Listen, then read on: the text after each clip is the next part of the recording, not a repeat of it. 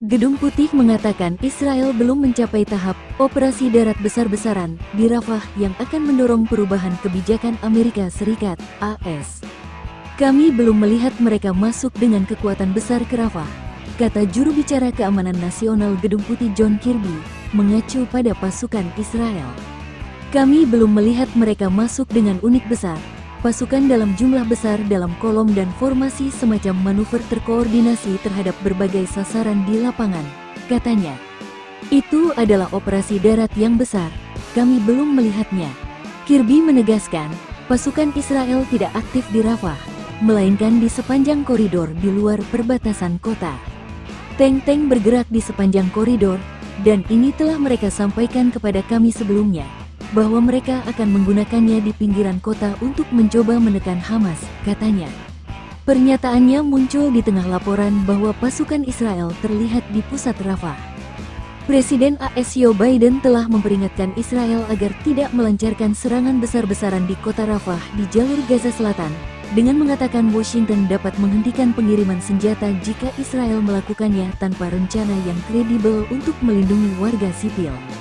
Pada Minggu, 26/05, serangan udara Israel menghantam tenda-tenda yang menampung pengungsi di pinggiran Rafah, menewaskan sedikitnya 45 orang. Menurut pihak berwenang di Gaza, serangan itu memicu kecaman internasional. UNWRA, pengeboman semakin intensif setelah serangan mematikan di Rafah.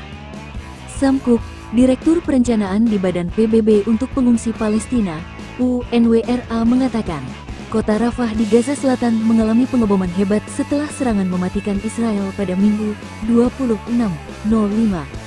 Kami memperkirakan situasinya buruk ketika terjadi insiden mengerikan yang melibatkan serangan terhadap kamp tenda di Rafah. Namun, selama 24 jam terakhir, pengeboman terus berlanjut dan meningkat, katanya. Otoritas kesehatan di wilayah Palestina yang dikuasai Hamas mengatakan, serangan pada Minggu menewaskan sedikitnya 45 orang.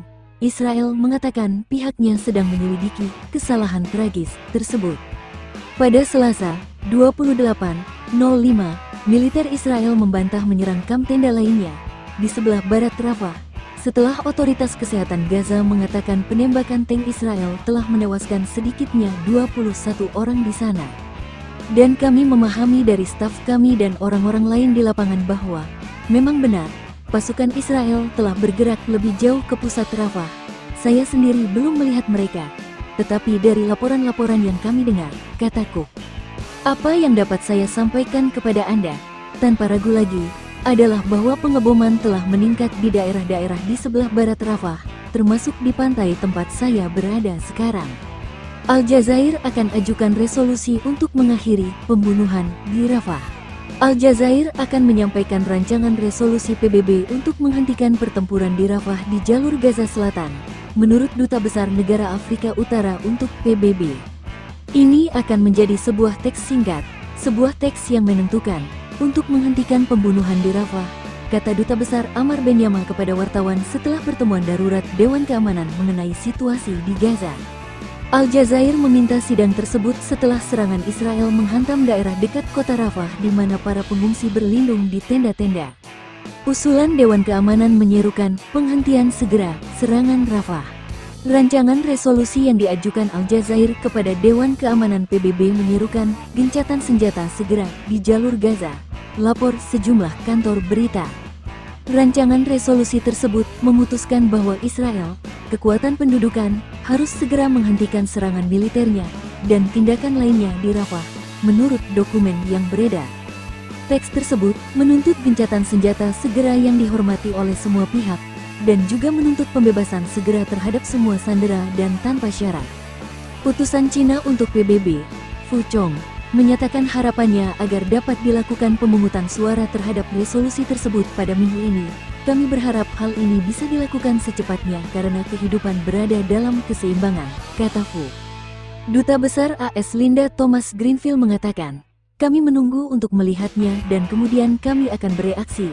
Para diplomat mengatakan, beberapa anggota dewan berencana mengadakan pemungutan suara paling cepat pada Rabu, Dewan Keamanan PBB menyerukan gencatan senjata segera dan pembebasan tanpa syarat semua sandera pada akhir Maret dalam sebuah resolusi yang mendapat 14 suara mendukung dan AS abstain.